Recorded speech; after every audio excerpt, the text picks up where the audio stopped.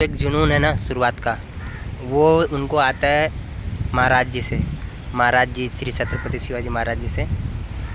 और एक अच्छी चीज़ भी है, क्योंकि आप अपने वजूद के लिए नहीं लड़ोगे तो जैसे दूसरे स्टेट है, काफ़ी सारे स्टेट है जो मुंबई में आके जिनको मतलब पालता ही मुंबई है।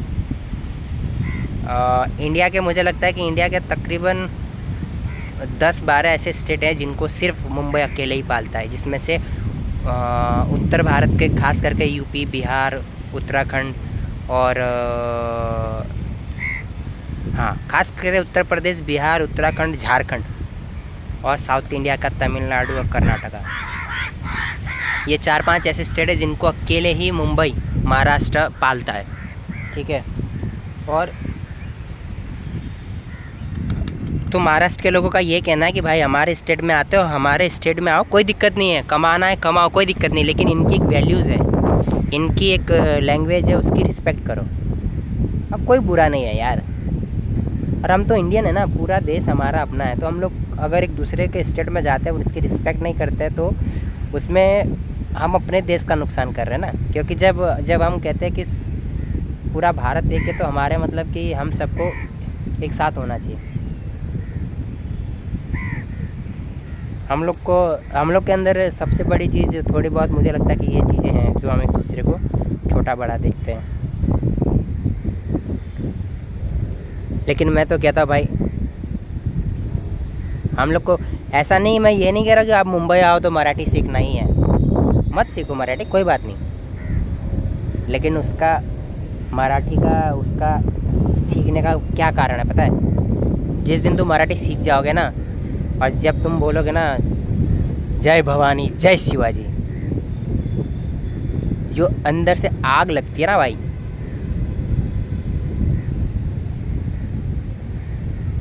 ऐसी आग लगती है।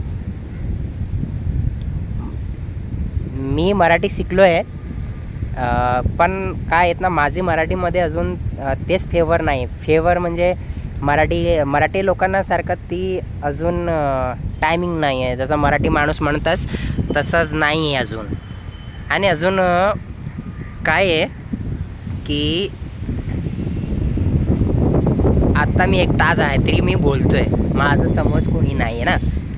मी एकटाच आता समुद्राच्या समोरच उभा आहे आणि मी एकटा स्वतःवर बोलतो आहे, तरी मी असं बोललो. नाहीतर कोणी माझं समोर आलंत ना, तेव्हा मी असं बोलतो ना, त्याला माहिती पडतो की मी बाहेरचा माणूस आहे, मी मराठी माणूस नाही आहे. कारण माझ्या शब्दामध्ये तरी हे उच्चारण आहेत ना, ती मराठी नाही आहे.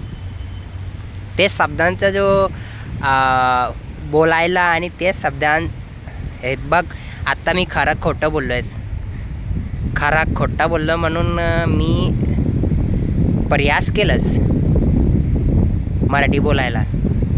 आणि काय बोलू मी आता, जगदंब.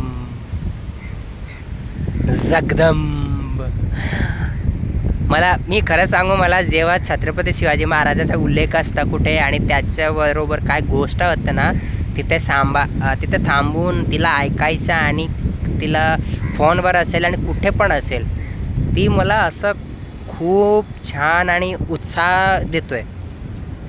उत्साह म्हणजे एक माणूस 6,000 माणसाच्या समोरच उभा आहे. काही टेक्नॉलॉजी नाही आहे, फक्त एक तलवार.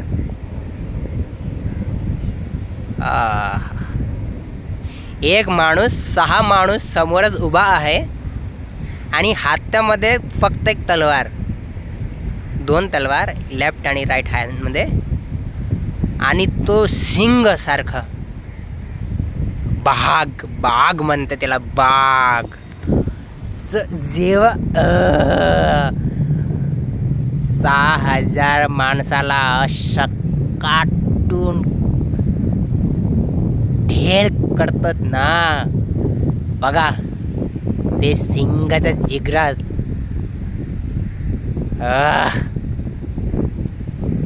मी जेव्हा विचार करतोय म्हणून बघा, समोर 6,000 माणसात एक माणूस एकटा झाला आणि तो सिंग अंग सब खरं सांगू तरी ही कुणी म्हणजे पिक्चर नाही. लोक म्हणतात पिक्चरमध्ये असं असतात, साऊथ इंडियन रजनीकांत सारखा असं केलं तरी नाही, ही आमच्या भगवान आहे.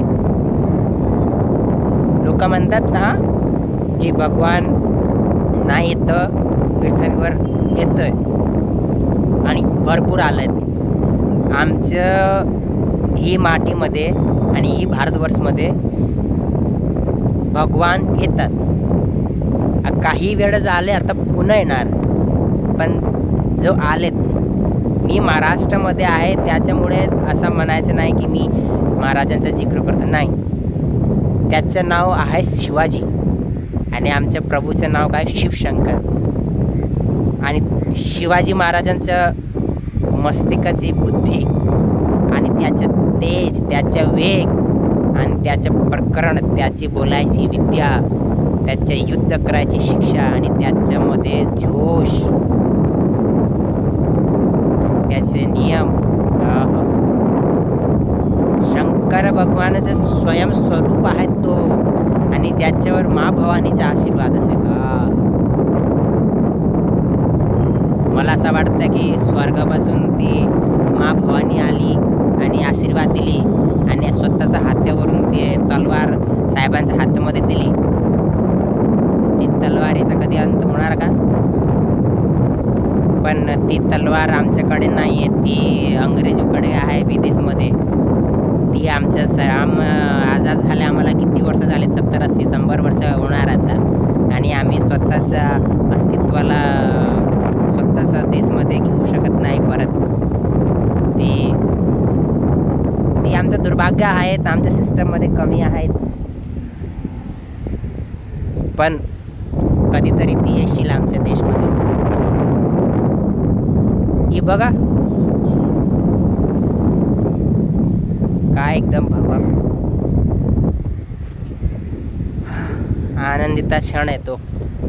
मी ब्लॉग बनायला आलो होतो आणि मला जायचं होतं गॅलेक्सीला. तिथे झाली काहीतरी कांड झाली, लफडा झाला तिकडे. ती सलमान भाऊचं घरी कोणी गोळी लागली म्हणून गुलोग मारली कुठे दिवारवर आणि ती पकडलं असेल, बरं केलं. पण आता मी इकडं आलो, माझा विचार बदललाय. असं नाही की मला सलमान घरी नाही जायचं असला, पण आत्ता मी 2 मिनिट ते साहेबांचं बरोबर बोललं ना, ते साहेबाच्या टॉपिकवर बोललं ना मी, तर मला वाटलं की कुणी हिरो असेल माझा.